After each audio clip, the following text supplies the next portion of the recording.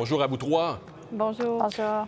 Bonjour. Comment vous réagissez quand vous entendez ça? On sent bien qu'il y a un sentiment d'insécurité. La question qu'on peut se poser quand on regarde ça, c'est est-ce que la gravité des risques de dérapage ici au Canada a été sous-estimée par les autorités? Qu'est-ce que vous en pensez, Tasha? Je pense que oui. Je pense que un peu, c'est pas juste au Canada. Je pense un peu partout dans le monde.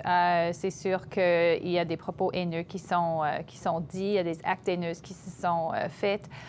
Et je pense que ça nous choque à cause de l'ampleur et la rapidité de la montée de ces situations. Et la situation à Concordia, par exemple, l'autre jour, c'est absolument inacceptable. La violence est inacceptable. Les propos haineux, c'est inacceptable. Je pense que, oui, on doit s'assurer que les gens qui font ça sont amenés en justice. C'est la seule chose. On a des lois. Il faut que c'est sûr que la police et les avocats des ministères de justice, etc., qu'ils amènent ces gens-là en justice. Autrement, il n'y a aucun message qui est envoyé. Ça va continuer. Aurélie, on voit que le pire a été évité dans ce cas-là. Est-ce que les appels au calme des politiciens sont venus assez rapidement, à votre avis? Ben oui, on a vu quand même que la réaction, elle a été immédiate, puis pour des bonnes raisons, là. C'est-à-dire que c'est absolument terrible, là, ce qui s'est passé sur cette école, des coups de feu tirés d'une manière, bon, évidemment haineuse. C'est vraiment pas quelque chose de souhaitable. Et puis, ça reflète bien, je crois, la haine que la situation a décomplexée. Cela dit, je pense qu'on peut quand même se poser la question du réflexe numéro 2 des politiciens qui a été de remettre en question le droit de manifester. Ça, moi, je trouve que c'est extrêmement préoccupant que d'un côté, on nous parle bien sûr d'endiguer les tensions, les gestes haineux, mais que notre réflexe ce soit tout de suite de se demander si on ne devrait pas limiter la capacité de manifester, y compris pacifiquement. Moi, je trouve que ça aussi, c'est triste comme réflexe. Bien, justement, je propose qu'on a écouté justement un extrait de François Legault hier. On lui avait posé la question, est-ce qu'il faut envisager ça, limiter les manifestations? On peut écouter ce que ça donnait. Est-ce qu'on pourrait songer à interdire les mobilisations, les manifestations, les rassemblements? Il n'y a rien d'exclu à ce moment-ci, là. Il n'y a rien d'exclu. Évidemment, on suit aussi ce qui se passe ailleurs dans le monde, ce qui s'est passé en France dans les dernières semaines. Ce que je souhaite, c'est que les gens puissent quand même continuer d'exprimer leur opinion, mais sans faire d'appel à la haine, à la violence. Cyril, vous réagissez comment quand vous entendez ça?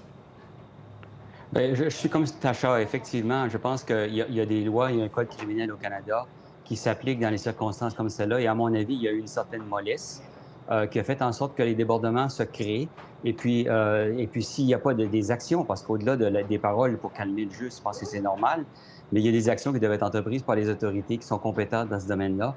On a vu des exemples très, très probants, là. On ne parle pas seulement d'appel à la violence, ou plutôt pas seulement de propos haineux, mais d'appel à la violence. Et ça, effectivement, c'est absolument dommageable et ça ouvre la porte, évidemment, à d'autres groupes qui vont en profiter, qui vont renchérir.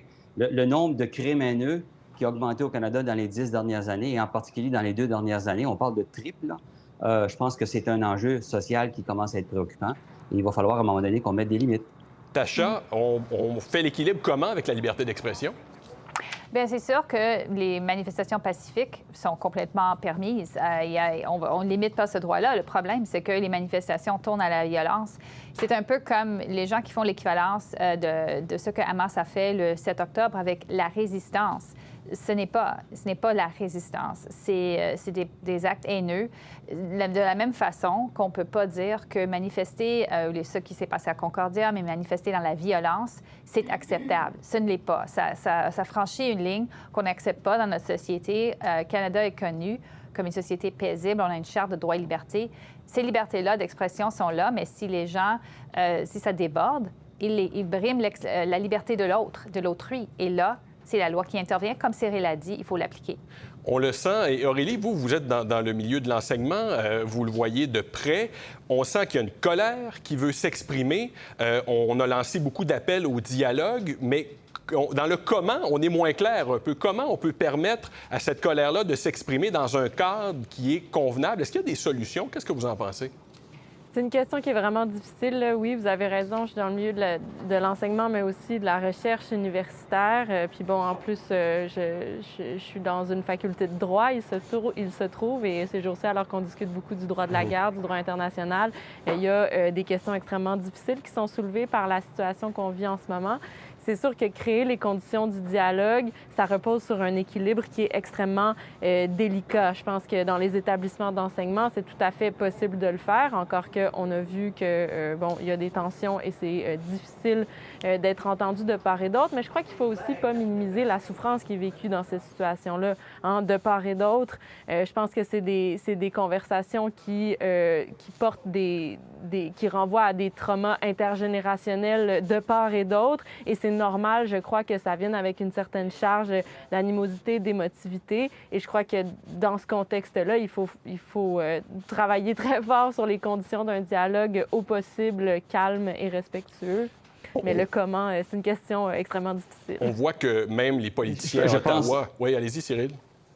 Oui, j'allais dire, je travaille moi-même dans un établissement postsecondaire, et puis nous, on a été clairs dès les premiers jours. On a voulu encourager, évidemment, un code de conduite dans lequel on a exprimé clairement qu'il fallait respecter le droit de parole, qu'il fallait s'assurer de la sécurité et de la santé des gens, de leur fournir des services dans le cas où il y a des gens vivent, effectivement, comme disait Aurélie, des traumas importants qui ont besoin d'aide, mais en même temps qu'on a une responsabilité de désescalader des situations comme celle-là. Et puis d'être clair sur le fait qu'il y a des lois au pays et que dans certaines circonstances, on allait évidemment proscrire certaines manifestations. Ça ne s'est pas produit chez nous, mais au moins on était clair dès le départ. Puis je pense que peut-être les établissements auraient dû anticiper ce genre de situation-là. C'est une responsabilité qu'on a. On sent une très grande prudence aussi de nos politiciens à Ottawa quand vient le temps de commenter la question ou de demander ce cessez-le-feu que beaucoup demandent, notamment le NPD à Ottawa. Écoutons, je vous propose Justin Trudeau et Mélanie Joly. On revient tout de suite après. Nous allons continuer d'appeler pour une pause humanitaire significative qui va permettre à la protection de la vie civile. Mais surtout, on va continuer de travailler pour avoir une solution à 2 États. Il faut toujours œuvrer pour un cessez-le-feu. C'est pour ça qu'il faut faire en sorte que les conditions qui vont mener à un cessez-le-feu soient remplies. Alors, on ne veut pas le demander directement. On sent beaucoup de retenue depuis le début du conflit. Est-ce que ça ne vient pas attiser cette prudence, cette retenue, les tensions ici au Canada? Qu'est-ce que vous en pensez, Tasha? Je pense que, écoute, Mélanie Joly a aussi dit que Hamas devrait être à la table des négociations pour un cessez-le-feu. Je ne sais pas sur quelle planète elle vit, franchement, parce que Hamas ne désire pas négocier. Ils ont dit on va continuer à faire des actes violents. Israël est dans la position où, politiquement, Netanyahou n'est pas là pour négocier non plus. Il ne peut pas. Il doit aller attaquer Hamas avec toute la force qu'il a. Son peuple le demande. Alors, vraiment, là, c'est un non-starter. Puis, je trouve que oui, les politiciens... Est-ce qu'ils sont timides? Non. Le Canada ne va pas résoudre cette question. C'est important de le dire. Écoutez, et c'est les manifestations qui se font ici aussi. Ça ne résout rien. Les gens ont le droit de s'exprimer, mais ils ne vont pas changer le jeu en Israël en manifestant ou avec Hamas, en manifestant avec des façons violentes dans la rue. Les politiciens, le Canada, je pense, doit vraiment, comme Cyril a dit, on est un pays de loi et de l'ordre, doit demander que l'ordre soit respecté. Et les pauses humanitaires, Israël a déjà dit maintenant, si les otages sont libérés, ils sont en faveur de faire les pauses humanitaires. C'est vraiment, ils ont demandé ça depuis le début. Alors, il y a du mouvement, mais je pense que c'est pas à nos politiciens de demander qu'ils cessent de détruire Hamas pour un cessez-le-feu. C'est pas sur la table. Cyril, en 30 secondes, en même temps, de se placer plus d'un camp ou dans l'autre, ça pourrait attiser les tensions ici aussi, n'est-ce pas? Bien, écoutez, il faut dépasser la guerre d'opinion publique. Là. Il y a des discussions quand même sérieuses qui ont lieu et des négociations. On le sait qu'il y a des... Et puis, on voit graduellement les choses évoluer, je pense, dans le bon sens. Mais c'est pas certainement pas dans les médias et dans l'opinion publique qu'on va régler cette situation-là. Voilà pour cette première ronde. On se retrouve dans un instant. Pour voir nos émissions en entier, rendez-vous sur la chaîne Ici RDI.